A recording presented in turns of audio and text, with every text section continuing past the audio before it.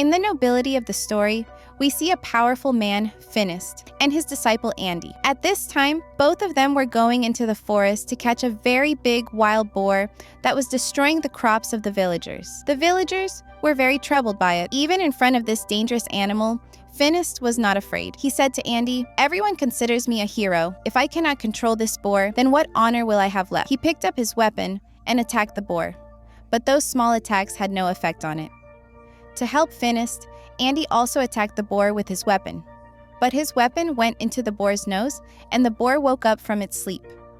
Now the boar became angry and moved towards Andy, but just then Finist came in front of it to stop it. He used all his strength, but he could not stop the powerful animal. With only a little push, the boar threw Finist into the air, and in the end, he fell right on top of the boar. A rope was thrown towards Finist, and as soon as he caught it, the boar began to fly into the air. Finist tied the rope around both the wings and the horns of the boar, because of which the boar came under his control.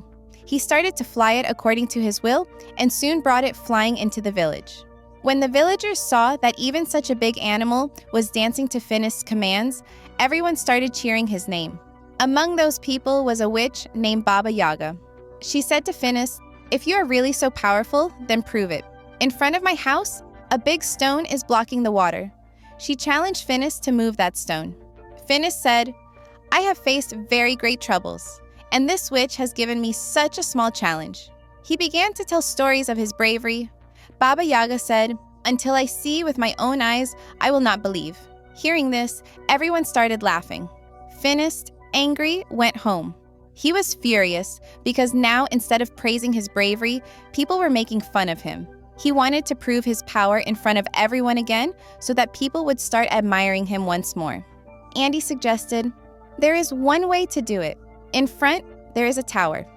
It is said that a demon has imprisoned a very beautiful girl there, and that girl is a princess. If you kill that demon and free the princess, then your name will be heard all over the world." Finist decided that he would definitely fight that demon. At night, Finist and Andy set out towards the tower. When they arrived, they saw that some warriors were already there who had come to defeat the demon. But they had not come for fame. They wanted to rescue the princess and marry her. They all asked Finist, "If we all defeat the demon together, then who will get the princess?" To this, Finist replied, "I don't want this princess. I have only come here to earn a name separately." Finist told Andy that he wanted to kill the demon alone, and that is why he would not wait for the morning. Saying this, he entered the tower through a window. As soon as he entered, Finist saw the beautiful princess. She said to him, "Have you also come here to die?" Finist said, "I have come to rescue you." Hearing this, the girl ran inside. To stop her, Finist caught her hand, but the princess freed her hand and went behind a pillar. Just then, from behind, a snake attacked Finist. He began fighting the snake. Then he realized that this was no ordinary snake, but the tail of the demon he had come to fight. Seeing this, he attacked the demon fiercely. But when no attack worked, Finist grabbed the snake's mouth, that is, the demon's tail, with his hands and tried with all his strength to tear it open. But as soon as he forced its mouth open, the snake spat into Finist's eyes, and now he could no longer see. He had gone blind. Even after becoming blind, Finist did not give up. He searched with his feet and found his weapon. Once again, he attacked the demon, but the demon disappeared. Finist made so many attacks that the tower began to collapse. Because of the noise of the collapsing tower, all the warriors also came running. They all fell near the debris of the tower. Neither the princess nor the demon was to be seen. Only Finist, slowly rising from under the ruins. When Andy realized that Finist had lost his eyesight, he took him away from there and dropped him home. Finist, having lost his eyes, was very angry. He became very irritable. Andy could not bear to see him in this condition. He went to Baba Yaga for help and told her everything that had happened with Finist. But Baba Yaga refused to help, because when she had been in trouble, Finist had not helped her either. When Finist came to know this, he became very sad. Time passed in this way. Now Andy also stopped coming to Finist. He was left to struggle through all his tasks with great difficulty. As time went by, Finist could no longer go outside to buy food, and when he did, children would steal his fruits. Now, his money was also about to run out. One day, Andy came to Finnest's house, but in anger, Finnest told him that after this, there was no work for Andy and that he should find some other work. Hearing this, Andy left. As time passed, all of Finnest's money was gone. Now, the day came when Finnest started eating rotten fruits from the market. One day, when he could not even find rotten fruit, he sat with his basket in the market. Baba Yaga happened to be passing by, and when she saw Finnest, she put some food from her basket into his basket. Before the two of them could talk, some bandits attacked the village.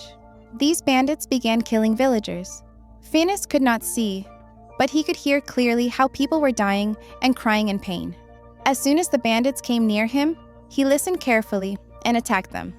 Despite not being able to see, with only the help of sound, he fought 2 or 3 bandits at once. One of the bandits threw a rope at Finnest, but he caught it, pulled the bandit down from his horse, and beat him badly. But then some other bandits attacked him from behind, and he fell unconscious there. When he woke up, he was on a ship. His neck and hands were tied into a wooden stalk. On this ship were Baba Yaga and many villagers too. Then we saw that Andy was also here. He was moving freely on the ship. Baba Yaga asked him how he was free, and he replied that he had convinced the bandits he was on their side and that he would help them while also keeping an eye on the villagers for them. Andy had with him a golden lamp that he had stolen from the bandits. He said that he would sell this lamp and earn a lot of money. When Andy rubbed the lamp to clean it, a genie came out of it. Seeing this, everyone was terrified, even Andy himself. Hearing the noise, a bandit came down, but the genie killed the bandit and threw him up. When the genie came to Andy and asked his wish, Andy said, "Go back into the lamp," and the genie went back into the lamp. From above, another bandit came and held a sword to Andy's neck and snatched the lamp back from him. After some time, this ship reached Arabia. All the people brought from the village were lined up to be sold as slaves. There, a masked man came and bought Finnest, Baba Yaga, and Andy. He took them to his palace. As soon as they arrived, everyone was shocked to see such a huge palace. In this palace, robots were working, even though this was a very ancient time. The man then removed his mask and said, "Do not be surprised. I am a scientist, and I created all these robots." He also told them that he had made many other machines to make people's lives easier. Finnest told him his story, how he was once very powerful, but after becoming blind, his life became hell. The scientist said that he had heard about Finnest and Baba Yaga. This man would buy slaves and then set them free. When it was time to eat, the scientist called for food through his robots. Seeing this, everyone was very impressed. They thought it was magic, but the scientist explained, "This is no magic. I have been working on them for the last 500 years. Hearing this, Yaga was surprised and asked, "How are you still so young after 500 years? The scientist replied, "I created a chemical that, when drunk, allows people to stay young forever." Then he took the 3 of them to his laboratory. There, Finnest asked him, "How did you make this chemical? And if I drink it, can I get my eyes back?" The scientist said, "No, not with this. But I have something else." He gave Finnest a pair of glasses. When Finnest wore them, he could see again. The scientist believed that with the help of science, any miracle was possible, while those who used magic brought harm to the world. To destroy such harmful things, he had created a machine. To prove his words, he showed the lamp he had bought from the bandits. Yaga warned, this could be dangerous. But the scientist did not stop. He rubbed the lamp, and the genie came out. He then started his machine, which sucked the genie inside. After that, he said, "See, my invention has destroyed the genie." That same night, the scientist learned that on a nearby mountain, there was a demon harming ordinary people. The scientist said that it must be captured. When Finnest learned that this demon had a lion's face and a snake's tail, he immediately realized it was the same demon that had blinded him. The prince said that since you helped me, I will also help you. After that, the scientist gave the prince a gadget, which if placed near the demon, would trap it inside automatically. At night, Baba Yaga entered the scientist's lab. She wanted to drink that chemical so that she too could remain young forever. But the scientist caught her and said, "If you succeed in bringing the demon, Then I will myself give you a small portion of this chemical." The next day, when all of them were ready to go, the scientist showed them his spaceship, with the help of which they could reach there very quickly. He taught all of them how to operate it. Before leaving, the scientist said, "I need that demon alive." The scientist also made the prince's weapon even better. Now it had a button. By pressing it, it could do everything that an ordinary weapon could not. Then, sitting inside that flying ship, they began their journey and soon reached the mountain where the demon was. After searching for a long time, at last, the prince found the footprints of the demon. The footprints were going inside a cave. The prince placed the scientist's machine outside the cave. The prince knew that he did not have to kill the demon, only capture it. That's why he calmly went inside and challenged the demon with his weapon. Then he came outside. As soon as he came out, his head hit a tree and he fainted right there. The demon also came out of the cave. Before the demon could harm the prince, Baba Yaga quickly activated the machine. From inside the machine, many chains came out and dragged the demon inside. Then Yaga pressed the lever again, and the machine closed. After a while, the prince also regained consciousness. Now, they all together began their journey back. The journey was very long, so they decided to rest halfway at night. At night, from inside the cage, the prince heard a girl's voice. He began to open the cage. Baba Yaga stopped him from doing so, but he did not listen. When the cage opened, inside was the same princess who had met the prince in the tower. Baba Yaga said, "This means that this princess is the demon." Yaga said, "Releasing her can be very dangerous." But the prince was not ready to listen because he had fallen for the princess. As soon as the prince extended his hand toward the princess, Baba Yaga pushed him away and shut the cage. The princess said, "I did not hold your hand because I am under a curse. If any man touches me, I turn into a demon. I am not evil. I do not harm anyone unless someone attacks me first.